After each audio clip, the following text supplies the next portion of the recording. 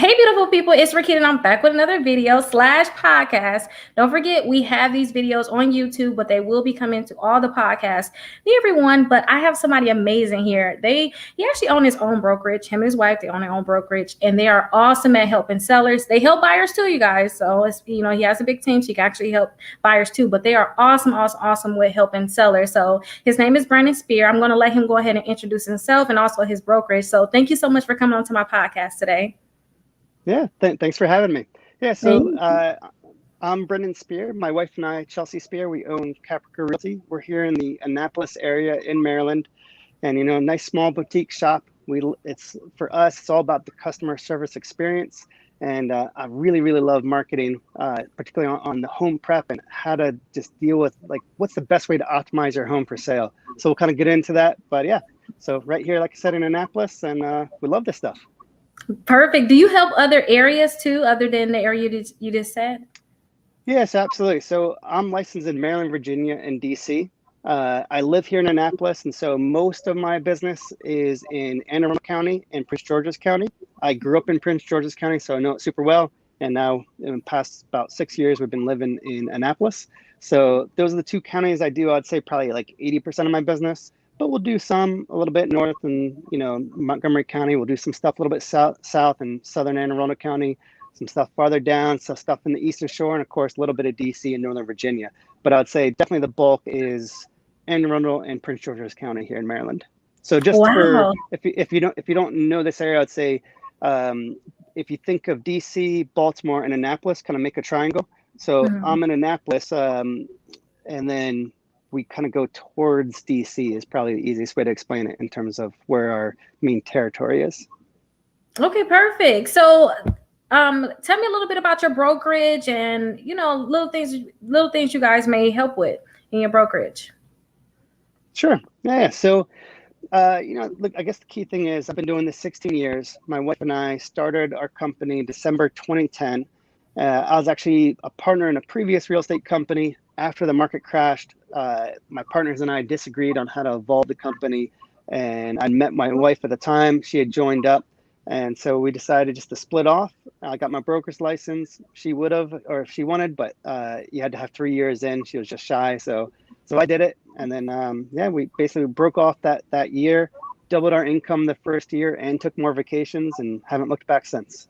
That's amazing. That is really good. Vacations is always necessary. Definitely necessary. And I know we kind of discussed you have children too, so that's very amazing too. You have spent time. And I understand too, you have a team. So usually you like to handle sellers, but definitely if you guys are buyers, you're listening to this too, he can help you guys too. But I really want us for this episode to talk about the sellers. So definitely reach out if you're a buyer because he has other people on the team that can definitely help you. So tell us a little bit about the sellers in your market right now. Like how is everything going with the sellers? How is the seller's market? Yeah, absolutely. So, I mean, look, you'd have to be living in a cave if you haven't heard that it's a seller's market. That being said, there's still a lot of misconceptions, right? And this is one of the things that's always fascinating. When it is a seller's market, some people think that, oh, let me just put my house on the market. I don't have to, I don't need any paint, or I don't have to declutter. I don't have to do it. I'm just gonna put it online. And to me, that's you might be losing a whole bunch of money if you do that. So the home prep, and I don't care if it's a buyer's market, seller's market, super seller's market, whatever, it doesn't matter what you want to call it. No matter what it is, you still have to do the right home prep. Now, how much home prep depends on how you're trying to position your home. And so a lot of people focus on how do I want to price my home? And I'm going to say, instead of using the word price, think about position. And the reason I say that is positioning is going to take into account what is my condition? What am I comparing to? How fast is the market going? How many days on market are my similar homes taking to sell, and how much effort am I willing to do to get my home ready? And then how is it going to be marketed? Because if you don't do the right things, but you're comparing to, let's say, a flip, let's say you're like, hey, my home's, I don't know, 15 years old, things are feeling a little bit dated. And then you're like, I want the pricing of that one that has a brand new kitchen, brand new bath, fresh coat of paint. Well, that's not necessarily realistic, right? Like we have to compare to the same things. So how do we want to position ourselves to compare to those others? Now, here's the catch. There are times it might make sense to do a whole new kitchen. I have one that we just had a new kitchen put in over in Chevy Chase. We should be going live next week. And I have another one where I'm like, no, don't do anything because I can't get you that money back. So no matter what the market is, the first thing that we have to look at, any house that you're going to sell, you have to say, okay, who is going to be my buyer? Who's the ideal buyer? Once we know who the ideal buyer is, what price point are they looking at? What kind of condition are they expecting? And what kind of messaging do I want to do to get in front of them? And we think, okay, if they want that turnkey, let's say, do they want the fresh kitchen and the fresh coat of paint and the updated bathrooms and all these things? Well, if they want that, how much would it cost us to get there? Let's just say it's 50 grand for argument's sake. So now the question is, okay, if I put 50 grand in, do I get 50 grand back and more, or do I lose money? Right? Because as you know, a lot of these updates, you lose money. That's the kicker, right? So a lot of projects, you don't make money, but certain projects in certain markets, you can make a killing. So this is what we kind of have to analyze. And this is where I'm going to say one of the things that's kind of my specialty is that home prep part, because I'm super analytical, is being able to look and say, okay, yeah, what is our competition doing? We want to be up there. Okay, what's it going to take us to get there? And then say, will there be a return? Does it help us sell faster? Does it make us more money, or does it protect us from losing money? And once you can answer those questions, then you can kind of see what's reasonable to do to your house to get it ready to sell. So it's all that home prep, that first strategy, it's super, super important. And then you get into the cooler stuff after that. It's like, okay, how do I want to market the property? How do I want to price the home, right? Because there's different strategies. You can price low, try to get a whole bunch of people in. You can price high and chase it down. It depends on how unique your home is, depends on your timeline. There's a lot of factors to look at, but it all starts with that very beginning. Who's my audience and how much prep do I have to do? And that sets the tone for everything else. The people who just like, oh, I'm just gonna throw my house on the market, they're usually leaving a ton of money on the table. Yes. So it sounds like it's best, even because I always tell buyers, before you think about doing this, especially with your credit, sometimes they want to increase their credit score. Maybe they think that they need a certain amount down. Go and get pre-approved first. Go and talk to a lender. So in this situation, if you're thinking about selling a home, before you think about putting a new kitchen in, new bathroom, before you think about doing anything, they should really call you, because you'll be able to help them and say, hey, we should do this, this, and that. Because sometimes you'll do things to mess it up. Like you said, you'll think you need a new kitchen and you really don't, because you're not going to get your money back for it. So definitely they should call you first, before they even think about doing anything in terms of trying to get their house ready to sell. Is that something that you will be able to help with throughout the whole process? Yeah, absolutely. I always recommend, talk to us, or even if it's not us, talk to somebody who knows, right? Talk to a good realtor. We hope that's us, of course, but like talk to somebody who knows, right? Because it's funny, there's times we talk to a seller and they're like, oh, I'm thinking about selling in 6 months or so. There's so many people out there with debt, so much debt, you guys, that they can't even get a car, they can't get a mortgage, they can't even get a credit card. Like, I mean, a $200 credit card. Some people can't even get a secure credit card. So that's why I created my exclusive credit membership, and it's only $1, you guys. So my exclusive credit membership, you guys will actually get the letters to delete bankruptcies, charge off, repossessions, any negative account that you have in your credit reports. I have the letter so you guys can get that deleted. But guess what? Just because you guys are a part of my exclusive membership, you can get all those letters. But say if you don't want to do all that work, I have it so that you guys can get free credit repairs. So that means I will actually start working to help you remove these accounts from your credit reports. And look right here, look all the results that my clients are getting. So definitely remember, you guys can join my exclusive membership for just $1. And I'll have that link down below. Or you guys can text SCORE 21,000 and you guys will have that link. So I'll see you guys in my exclusive membership. Something, I don't want to have you over yet because it's cluttered or it's this or that. I'm going to do a few things, like they're almost embarrassed. I'm like, I always try to encourage, hey, let us in early, because I don't want them to spend money on something that may not get them the returns. Because what we do find, there's a lot of people who are very emotionally tied to their property, right? I mean, it's just financially a big thing, just having the property, but maybe they had their kids there, maybe they were married there, maybe they grew up there. There's all these other emotional components, which I get, like I have a house, I have kids, like I get it. That being said, there are things that might be important to them to do, but won't help me sell it faster and won't help me make them any more money. And so to me, it's knowing that strategy and knowing what to do is super important. And honestly, some of the things, they change over time. Here's a good example. Pre-COVID, there's a lot of homes doing something as simple as removing all your brass hinges and knobs on your doors, swapping all those out to like a polished nickel or brushed oil, and having those all match the handles in your kitchen, and having all those match the light fixtures. That was an easy way to freshen a place up, assuming the paint and everything else is already okay. Well, same thing with your light switches, right? Some people will have like the old almond color light switches and outlets. Maybe they just did the cover plate in white. And I'm like, dude, that looks old. Like if you look at it and you stare at it for a minute, you're like, it looks kind of tired, right? Where if you go to a flip, they're all bright white and all clean and new, right? So here's the thing. Most people will walk in. They may not know that. They won't put their finger on it and say, oh man, they have old looking outlets or switches or doorknobs. But the human brain picks up what they don't know. It's part of our survival instincts. No, I'm sorry, don't know, things that are different. It's like, it's part of our survival instincts. It just picks up, hey, that's different. And it makes you almost uneasy. So if a buyer walks into a couple flips and they're like, yeah, this feels good, and they're pumped up, they're excited, they're like, this is gorgeous, it's ready to go. And then they walk into a home that's priced the same, but doesn't have those little details, they're kind of like, wah, wah. This doesn't feel as good. They don't know why. It just doesn't feel as good, right? So pre-COVID, a lot of times I'd be like, hey, if you want to price and compare to those people, we have to act the part. We have to do the same thing. We have to get that look. Now, since COVID, because it's been such a seller's market, we've been able to skip some of those extra little details because there's been such a shortage of listings that maybe we could just do more broad strokes. Maybe we just do the paint. Maybe we just do the carpet. And we could skip a few of those things. But here's the thing. I say that with this sort of nuance is we still have to be smart about it. So here's a good example. Staging. I love staging. Here's why. 87% of buyers cannot envision what a finished space feels like. They can't see it. Like if you're working with an engineer or an architect, interior designer, those people get it. They can see the three-dimensional space. But most buyers walking in, they can't see it. So I don't know about you, but I know in years past, I've gone into a room, which is a decent sized room, and they'll be like, oh, can my bed fit here? I'll lay down, I'm 6'2". I'll lay down on the floor and be like, okay, here's your bed. Here's where an end table can go. Here's where the other end table can go. You're good. I'm like, oh, okay.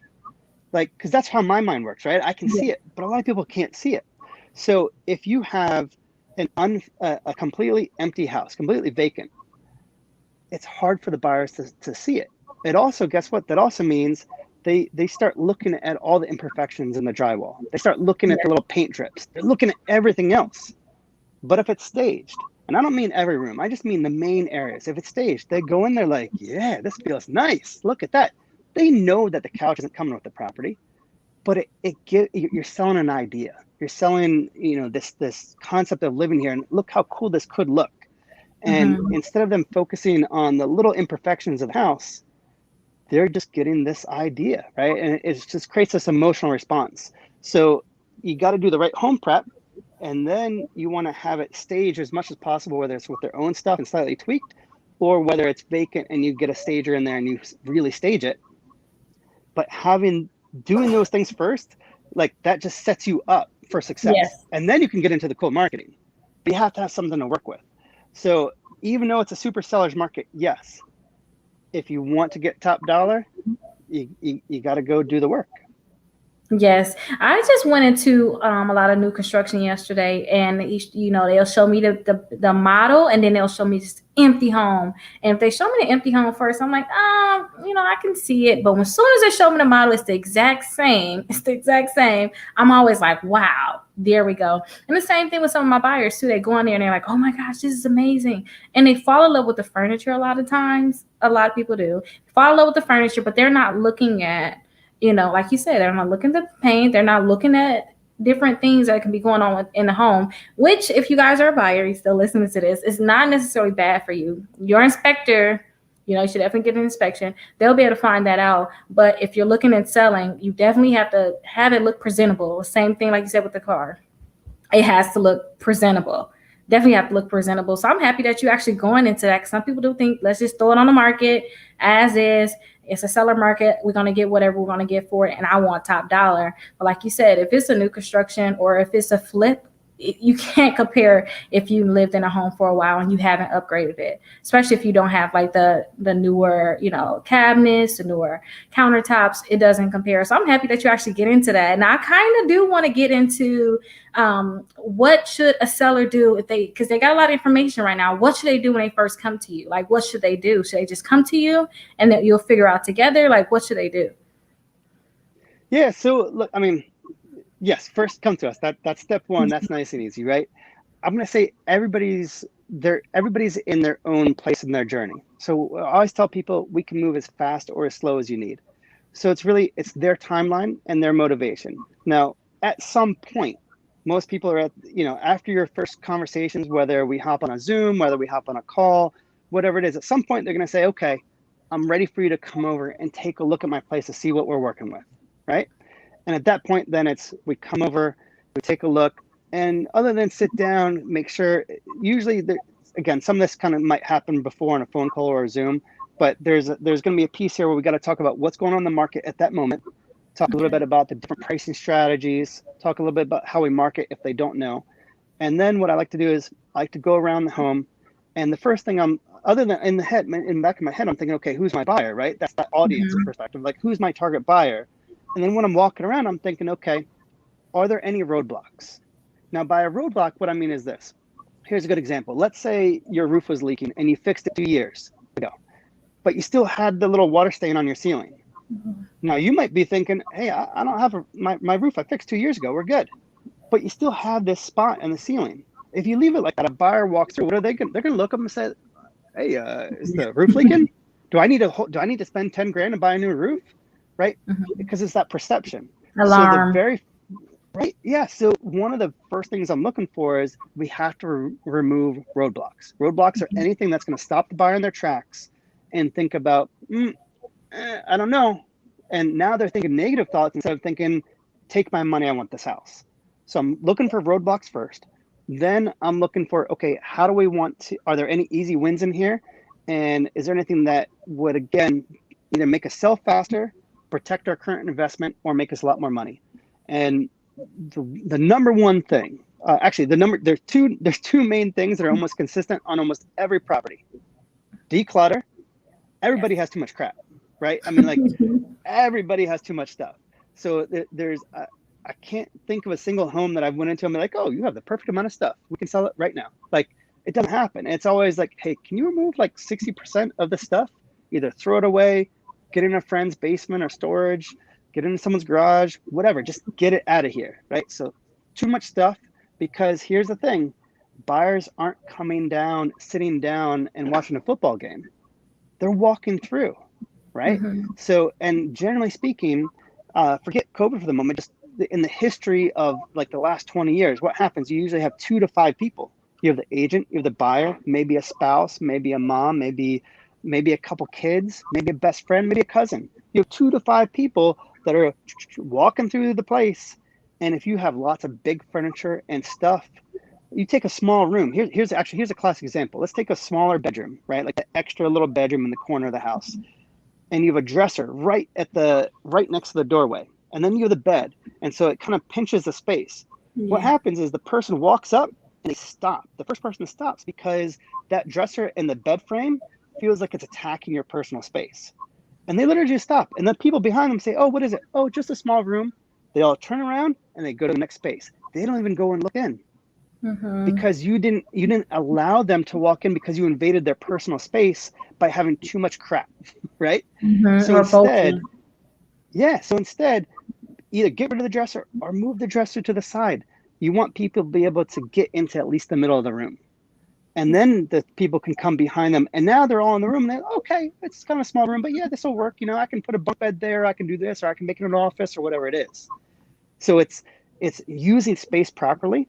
Don't forget, you only need a 580 credit score to buy a home. Some people can go all the way down to a 500 credit score. So all I want you to do is go ahead and click that link for my home buying program, and I'll help you step by step find a mortgage broker or find a bank to actually give you the money to get a loan, and then I'll connect you with one of my partners in the United States. So I don't care where you at. I don't care if you're in Georgia, Texas, Florida, Wisconsin.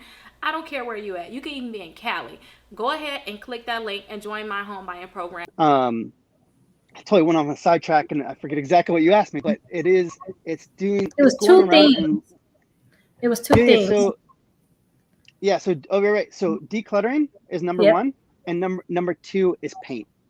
Okay. Like 90% of the homes I go into need some, if not all, some fresh paint.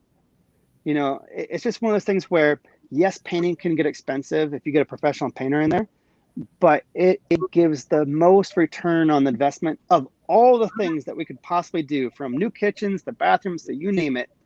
Paint is the number one thing that freshens up a house. Now, I'm going to give a little caveat to that and say I still have listings that we tell them not to paint. Okay. And you might say, well, okay, why? This goes back to, what am I trying to do? I have some sellers that the place maybe is a little bit more dated. And when I look at the money to bring up to like, let's say, a hotter, fresher look, it may not be worth it. I'm just going to use some arbitrary numbers here. Let's say it's a little townhouse and in its dated fashion, I could get 300 for it. Let's say to freshen it up would cost 50 grand, but maybe the comps that freshen up are 325. Yeah. So why am I going to put 50 in to sell it for 325? If I could sell it for 300 and not do anything, that doesn't make sense. So I'm not going to do it. So that goes back to, we have to look at that whole strategy of where we're trying to get to. But I would say most of the times, if your place is already looking good, not so dated, if it's already looking pretty good, and freshening up some of the paint, whether maybe it's just a room or two, maybe you have some crazy hot pink or some really dark burgundy or something, and just toning that down to a little bit more of a neutral color just makes it feel that little like okay, hey, this is move-in ready. Because one of the things that we have to remember is I would say, I think, to me, the market has changed over the last 20 years. I remember when I first got in, the old adage was like, okay, paint everything white, make it vacant, make it neutral. Where the thing is that look generally is very cold. It feels like you're going to a hospital, right? Yeah. Where today, people want a little bit more move-in ready. Now, some people want, a fixer-upper so they can put sweat equity, and that's fine. But what I'm going to say is, I believe in selling to the 80%, right? So if I have a home if I have something especially unique, I'm going to do whatever, I'm going to lean into that and sell whatever that uniqueness is. But most homes are just normal, right? It's more of a commodity. And I don't mean to talk bad about it, but it's just, if it's just kind of normal, let's lean into that. Don't have things that are going to turn a whole bunch of people away. So what are the trends for that year, right? So some houses are going to lean towards maybe light gray paint. Some are going to lean towards a sand color. Now, if we, just as an example, this kind of gets into the weeds, but to paint the illustration here, back in 2006, colors like Gobi Desert and Raphael Cream from Bear were the go-to colors for a lot of flips in our area, like all these sand and tan colors. The past several years, it's been all the grays, right? And those things are going to keep changing. Every couple of years, we have a new, hey, whatever's hot. I don't care what it is. I just care, hey, is this what's selling, right? So just like trim, I'll have some sellers will get mad at me because I'm like, hey, can you paint all that natural wood white? And they like want to stab me, but I'm like, look, this is what's selling. In 5 years, I'll probably come back, you got to sand it all down. I don't care. I don't have a dog in the fight. I can simply just tell you, here's the statistics. Here's what's selling. And if we want to get in front of the most amount of buyers, do what's working, right? Yes, do what's working. So and you're very passionate to get into it. Oh, I love this stuff because it's all, I mean, look, there's the psychology of the buyer and what they're looking for. And then there's the analytical part of like just straight math. Like it's just looking at the numbers and saying, hey, this is what's moving. This is what's not. And then understanding the psychology, it plays a huge part. So it's like switching gears on you for a second, talking about psychology. Here's a big thing that I think a lot of agents don't think about and a lot of sellers don't necessarily know. I mean, there's no reason for they would know, is the pricing point. So here's the thing. Remember back in the day, we'll take $399 just as easy number here. If you have a $400,000 listing, people back in the day would always go, oh, we got to list it at $399.9, right? Like those are always just shy of the 400 or the number. Well, that was great 15 years ago. when things were sorted by the price. But if you go and you look at all the major portals, they're not sorted by price anymore. How many days has it been in the market? How many pictures? Does it have a video? Does it have a 3D tour? How close is it to the proximity of the things that you're looking for, right? So the sorting is no longer price. Now, yes, you can sort by price, but that's not the default on most of these portals anymore. So the number one is that the game of just doing that little thing to try to beat the other people, that doesn't matter anymore. That's number one. Number two, think about this. We'll take that 400 number, but let's say you think that your house is worth 410, or even 407 for that matter. We'll take 407 as a great number. So 407, okay. The buyer that is going to buy your house at 407 is the same buyer that's looking up to 425. It's above the buyer who's looking capped out at 400. So here's the predicament. If you want to price your house at 407 or 410 because that's where the last comp was, if you do 407, you just miss a whole bunch of people who capped out at 400. And vice versa. Why not maybe just go to 425 because it's the same buyer? So what I want you to think about is how do buyers search? Well, they go on these portals and most of them are sliders or a drop down, and they work in $25, $50, and $100,000 increments. No one searches for 407. They search up 3 to 4, 350 to 4, 4 to 425, 4 to 450, 4 to 500. So to me, I use the brackets because it's how the buyers search psychologically. So I use those brackets as almost like a magnet. And I'm like, okay, am I closer to this side or am I closer to this side? Now, there are other things we have to take into account. You know, for example, right now it's been such a seller's market. If I go on the lower side, so I'll take that 407, you think it's 407. So let's say we list at 400 today. There's still such a housing shortage that if I go to 400, I probably get more views, I get more traffic, and I get more offers. And it probably gets bid up to 410, 415, 420, etc.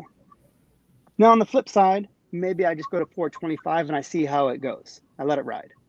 Maybe we get less traffic, but again, it's the same buyer. And if we're not getting, we're getting traffic but no offers, then that's where you go down to 415, 410, etc. Because you're still getting traffic, but it's about trying to get an offer. It's the value proposition at that point. You're not convincing them to give you an offer. But the goal number one is to get eyeballs and then to get traffic.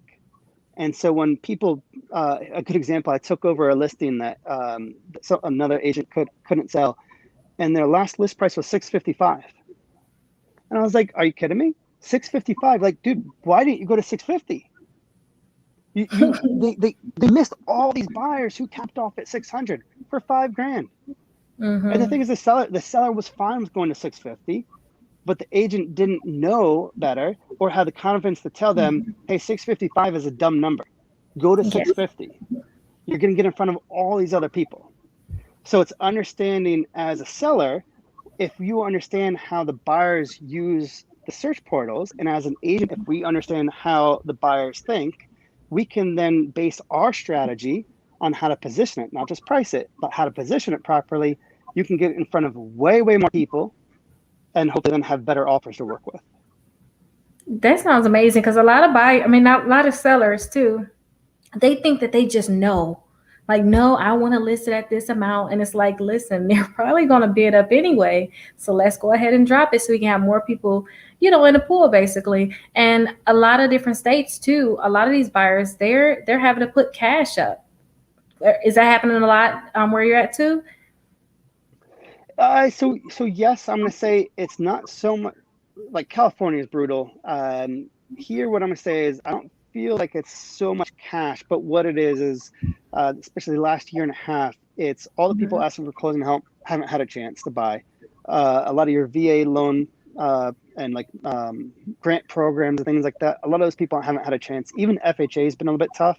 So most of the deals that have been getting accepted are conventional, where people are putting 5, 10, 20% down. Now, what I'm going to say is one of the big things is closing help. So pre-COVID in our area, rule of thumb has always been 350 and below, almost everybody gets 3% closing help. And the reason 3% is important is because it usually in our state, it's usually about 4% total. That's your cost for closing, right? Between loan origination, title work, transfer taxes, et cetera, et cetera. it's about 4% total. So if you put 1% down for your earnest money deposit, and then you have 3% left over. So if you get 3% from the seller, and you put your 1% down, you're good. Now you just have your down payment. So pre-COVID, 350 and below, almost everybody always got 3%.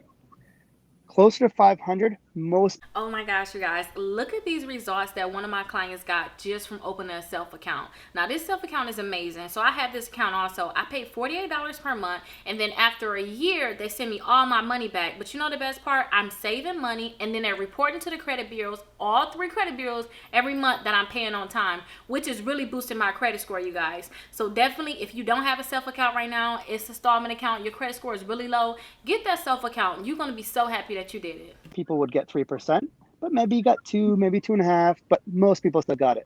Closer to 700, sellers expect you to have your own money. Now, since COVID, because it's been such low inventory, I mean, literally we had 50% less active homes in like the last pretty much, 2 months ago for the previous 16 months, we had 50% less active homes. So because of that, any buyer who put on an offer around here, if you're like, hey, can I get closing out? The sellers just laugh at you because they're like, I have 3, 4, 5 other offers. Why am I going to give you closing out? I don't need to, right? So buyers have had to have more money from the standpoint of not just qualifying for the loan product, but then being able to cover their own closing costs. And then the other thing kind of simultaneously what's happening with that is depending on what moment in time here we're talking about, a lot of people were, at first they were doing inspections they were saying, okay, we'll do an inspection, it's as is, we're not going to ask you for anything. We'll just be able to terminate the deal if we're too scared. And then they started skipping inspections altogether.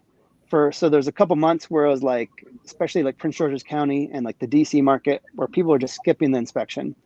Now we're starting to see, as the market's starting to slow down a little bit, people are starting to do the inspections again and starting to even ask for maybe repairs again. So that's slightly changed. And the last bit, going back to the money part, which is the appraisal. Yes, that's the part. So some people were waiving the appraisal, but most people around here couldn't waive the appraisal. But what they can do is they can offer a gap guarantee, some kind of difference, right? So, I would say somewhere between $2,000 and $10,000 was kind of typical, where someone might say, hey, look, if the appraisal comes in short X dollars, I can make up that difference. So honestly, I didn't get a lot of offers per se on the sales side like that. Now, our team did that on our offers going out to make our deals look more attractive, our contracts more attractive. But what we did on the sales side, if we had multiple people escalating to higher numbers, whatever it was, doesn't matter. A lot of times I'd go back to the top person and say, hey, look, can you do a $10,000 appraisal gap guarantee? So if the appraisal comes in short, up to 10K, you'll make up 10K.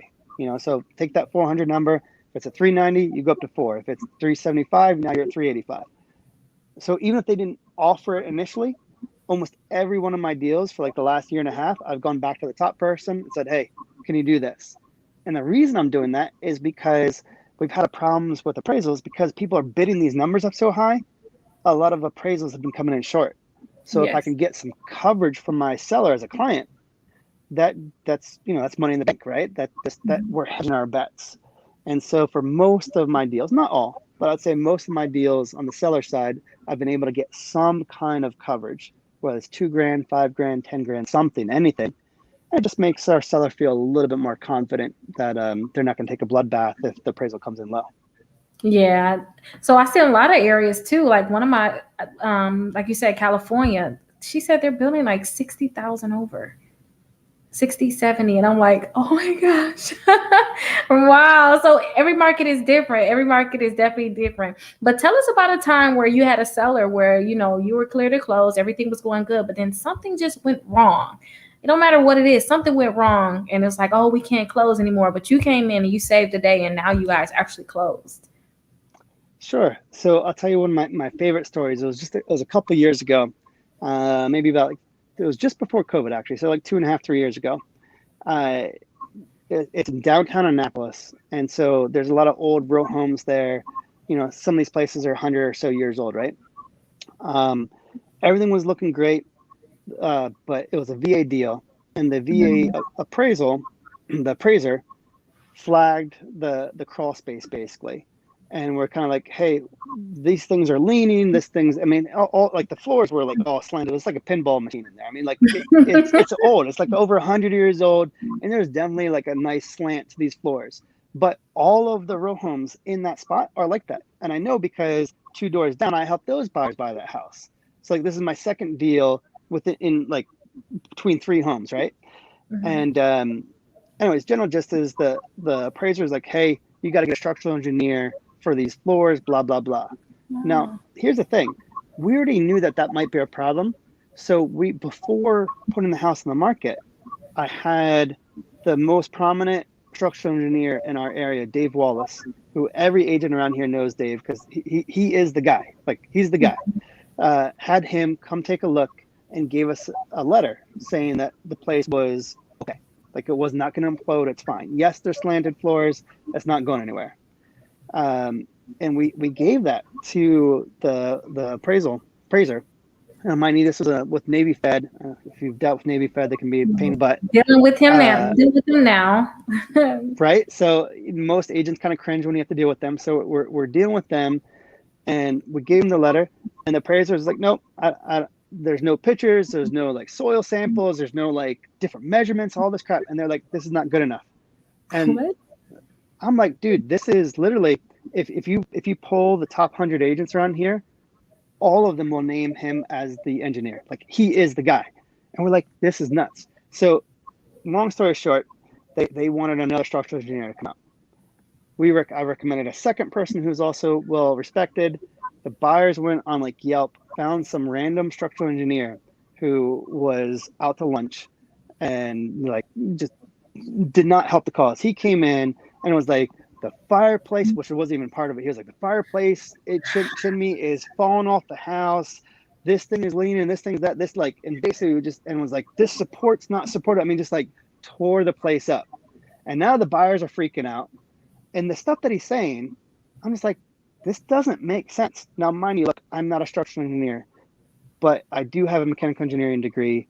I used to teach AutoCAD. I have a master's in information systems architecture. I'm extremely analytical. I've flipped a house. I rebuilt our, like with another guy, like our first home.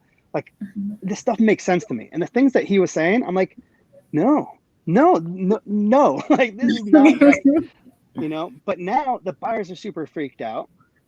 And so we ended up having to get the contractor who did some of the work in the crawl space like a decade ago, plus an additional structural engineer, have them take a look at everything. Then I had to get a powwow of the contractor who did some of the work in the basement, a third-party chimney guy to come take a look, the buyers, and the structural engineer that we didn't like, all together, and let them all hash stuff out. And finally, like I'm showing them enough info that and I walk in the buyers. Mind you, I'm representing the seller, and I'm showing the buyers like, look, this engineer doesn't know what he's talking about. Like. This is ridiculous. And finally, they're like, okay, we see. Yep, I see it with my own eyes. I understand what you're saying. We agree with you. But the problem at this point, the engineer's report was already turned into Navy. And so Navy had like a 10-point thing, like you have to prove all these things. And I mean, like, no joke, they were asking for showing how much like deformation in the soil it was, like near the chimney, for over like 100-year span or something, like just the most asinine things I've ever seen, like for lender required repair type of stuff. So like we had to do a few things, and then we had to get just a lot of info together to be like, no, this is not right. And finally we had the buyers convinced that we were right. We had to do a few things across spaces, minor, like it's fine. It was like some parging and some other things to button up a few things on some like the old stone and brick. But anyways, it was the most complex from the standpoint of like getting multiple engineers, getting everybody together for them to finally be like, okay, yes, we'll do it. And so we settled, I think it was like 5 weeks late or something because of all of those steps. But we got it done. And got it done still. And you were on the good. buyer side. Sometimes too, so a seller agent, they understand that sometimes you got to go on the buyer side, and sometimes the buyer agent needs to go on the seller side, because sometimes the agent probably would just give up sometimes.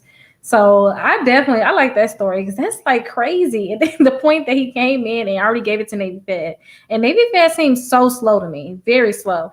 So for you to Oh yeah. give it to them, oh my gosh, it's gonna take them forever to even review it. And then when you review it to get all this information would have been crazy. So It wow, was. you It should was. have to sell it.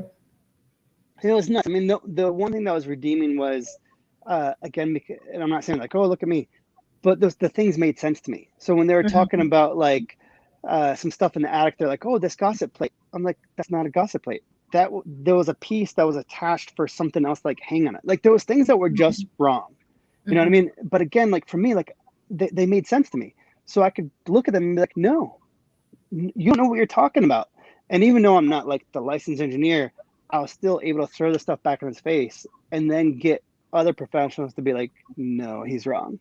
Mhm. The dude just like to pick out a whole bunch of things, and like he meant well. It's not like he's a bad dude. He just was wrong, you know. Yeah, for him to go and talk about other things too. It's like, hey, listen, this is the only thing that we kind of need you for. This one thing. So Oh yeah, it's crazy. tell everybody how they can actually reach out to you. How can they find you? I know you're big on Facebook. Tell us how they can actually connect with you on social media. Yeah, for sure. So Caprica Realty is our Facebook page. It's also on YouTube. Living in Annapolis, Caprica Realty is for the YouTube channel. Easy to find us there. You can also just Google Brendan Spear. I come up everywhere. So yeah, I'm mostly personally on Facebook the most. I'm starting to do more and more stuff on YouTube. You'll see my wife on Instagram and Snapchat and all the good stuff. But yeah, either Brendan Spear or Caprica Realty. And if you just Google that real quick, I mean, you'll see our site, you'll see the Google local business, you'll see the Google Maps, like all those things will pop right up. You can't miss us. There's so many people out there with debt, so much debt, you guys, that they can't even get a car, they can't get a mortgage, they can't even get a credit card. Like, I mean, a $200 credit card. Some people can't even get a secure credit card. So that's why I created my exclusive credit membership, and it's only $1, you guys. So my exclusive credit membership, you guys will actually get the letters to delete bankruptcies, charge off, repossessions, any negative account that you have in your credit reports. I have the letter so you guys can get that deleted. But guess what? Just because you guys are a part of my exclusive membership, you can get all those letters. But say if you don't want to do all that work, I have it so that you guys can get free credit repair. So that means I will actually start working to help you remove these accounts from your credit reports. And look right here, look all the results that my clients are getting. So definitely remember, you guys can join my exclusive membership for just $1. And I'll have that link down below. Or you guys can text SCORE 21,000 and you guys will have that link. So I'll see you guys in my exclusive membership.